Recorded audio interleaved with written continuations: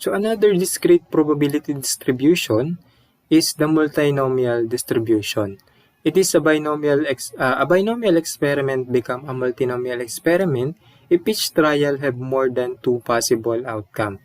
So sabi ko nga kapag binomial distribution, dalawa lang yung outcome niya or possible outcome. So kapag tatlo na, multinomial distribution na yung i-apply natin or gagamitin. So kita naman sa problem kung siya ay multinomial or binomial, hindi naman mahirap i-classify yung problem.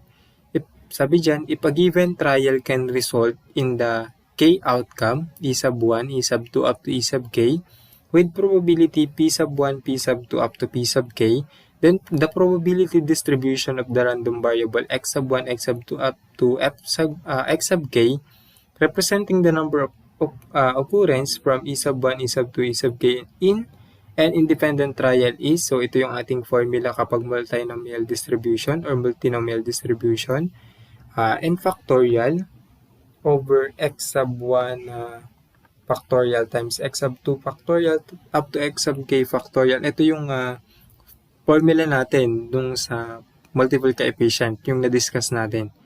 Then, imumultiply lang natin sa p sub 1 or probability ng 1 raised to x sub 1 times probability ng 2 raised to x sub 2 up to probability ng k raised to x sub k. So, yan yung formula natin ng multinomial distribution. So, proceed tayo sa example. So, example number 1, if a pair of dice are tossed 6 times, what is the probability of obtaining a total of 7 or 11 twice, a matching pair once, and any other combination 3 times? So, paano natin masosolve yung gantong example? So, parang ang hirap kasi hindi mo kita yung, ano ba yung probability ng first outcome, ng second outcome, and ng third outcome. So, ang gagawin natin dyan,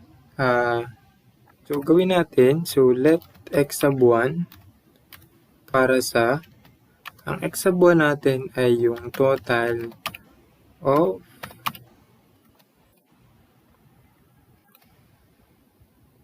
seven or 11. Then, ang x sub 2 natin ay matching pair. And x sub 3 natin is any other combination.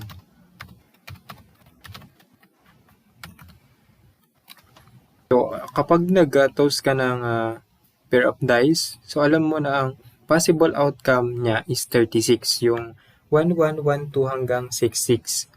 So, 6 na beses siyang tinoss. So, ibig sabihin, ang n natin is equal to 6. Then, x sub 1 natin is, sabi ay twice. So, ibig sabihin 2.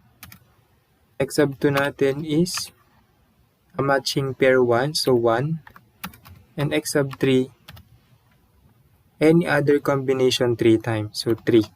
So, 3 plus 1, 4 plus 2, 6. So, ito yon yung 6 na beses na itinos yung pair of dice.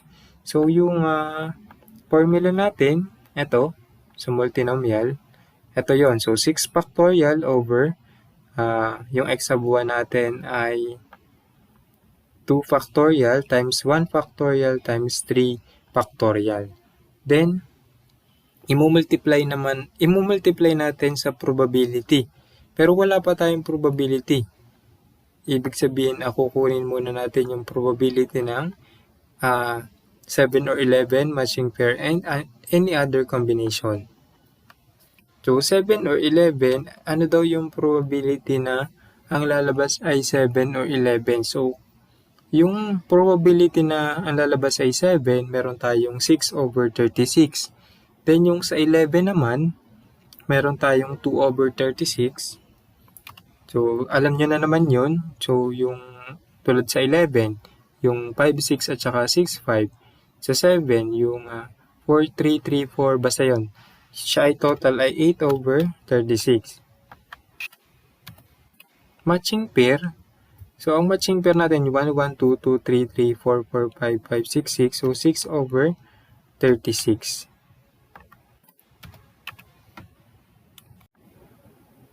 Then, any other combination. So, kung meron, ibig sabihin yung hindi 7 or 11, hindi matching pair.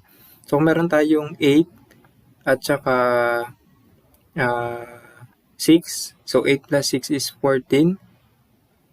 Then, 36 yung total natin. Ibig sabihin, meron tayong 22 over 36 na any other combination. So, pwede na nating isolve. So, kuha lang tayo ng calculator. So, 6 factorial yung sa numerator natin. 6 factorial. Then, ang denominator natin is 2 factorial times 1 factorial times 3 factorial. Then, i-multiply lang natin sa probability. So, gawa tayo ng open parenthesis. Ang probability ng x sub 1 is 8 over 36. Close parenthesis. Erase natin sa, ang x sub 1 natin is 2. Ito. Then, open parenthesis ulit. Ang x sub 2, ang probability niya is 6 over 36. Then, erase natin sa 1. Then, ang third is 22 over 36. Erase natin siya sa 3. So, huwag malilito dun sa mga exponent. Hindi pwedeng magkabaliktad itong exponent. Hindi pwede na yung sa 22 over 36 yung raised to 2. So, dapat x sub 3 ang gagamitin. So, equals natin. So, lalabas na ang probability natin is 11.27% or 0.1127. So, 4 decimal lagi yung gagamitin natin. So, yun yung answer natin for this example. Next, example number 2. The probabilities are 0.4, 0.2, 0.3, and 0.1 respectively that a delegate to the APIEMS convention in Cebu will arrive by air, bus, private car, or by boat. So what is the probability that among 9 delegates randomly selected at this convention, 3 arrive by plane, 3 arrive by bus, 1 arrive by private car, and 2 arrive by boat? So x sub 1 natin, plane, x sub 2 natin, bus, private car, x sub 3, and boat, x sub 4. So, ganun lang, madali, pwedeng nating i-calculate na lang. So, kapag ganitong madaming given na probability, alam nyo na agad na ang gagamitin nyo ay multinomial distribution. So, yun, yung n natin is 9. So, ibig sabihin 9 factorial. I-divide natin sa x sub 1 natin ay 3. So, 3 factorial times 3 factorial times 1 factorial times 2 factorial. So, dapat yung sum ng nasa denominator ay equal dun sa numerator na 9. Then, kunin natin ano ba ang probability ng plane? 0.4. 0.4. Then, i-erase natin ano ba yung ating x sub 1? X sub 1 ay 3. Then, x, 0.2. Erase natin sa 3, yung para sa bus. Then, x, 0.3. Erase naman natin sa 1, yung para sa private car. Then, 0.1. Erase natin sa 2, yung arrive by boat. Then, equals, yung ating probability. Answer natin is equal to 0.00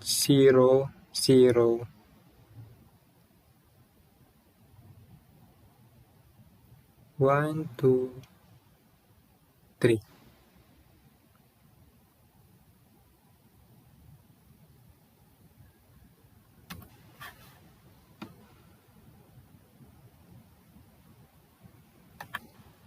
Yan. Answer natin sa calculator, 7.74 times 10 to the negative 3 or equal to 0.0077. So, yun yung answer natin for example number 2. Then, for example number 3, according to a genetic theory, a certain crossbreeding of dogs will result in red, black, and white offspring in the ratio 8:4:4. So find the probability that among 8 offsprings, 5 will be red, 2 black, and 1 white.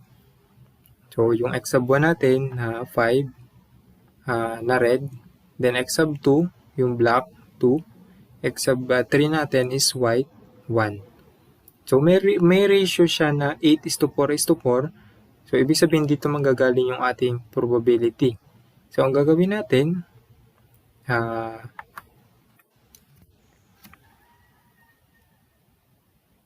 x sub 1 ay red, x sub 2 natin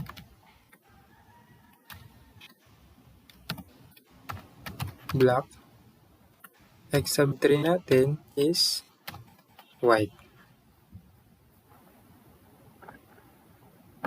X sub 1 daw natin is 5, x sub 2 natin is 2, x sub 3 natin is 1. A total of 8. So, 8 factorial, numerator. Then, ang denominator natin is 5 factorial times 2 factorial times 1 factorial. Then, i-multiply natin sa probability. Ano ba yung probability ng red offspring? Ang red offspring ay 8. So, ang gagawin natin, kunin natin ang sum nito. 8 plus 4 plus 4 is 16. Then, i-divide natin siya sa total na 16. 8 over 16 is 50% or 0.5. Ibig sabihin yun yung probability ng sa red offspring. So, times 0.5 raised to x sub 1 natin is 5. Yun yung exponent natin. Then, 4 over 16 is 0.25 raised to 2. Yung sa black. Multiply ulit sa 0.25 yung another para sa white offspring raised to 1 na x sub 3. Then equals, ang probability natin is equal to 0.0820. So yan, or 8.20%. So yan yung answer natin for example number 3.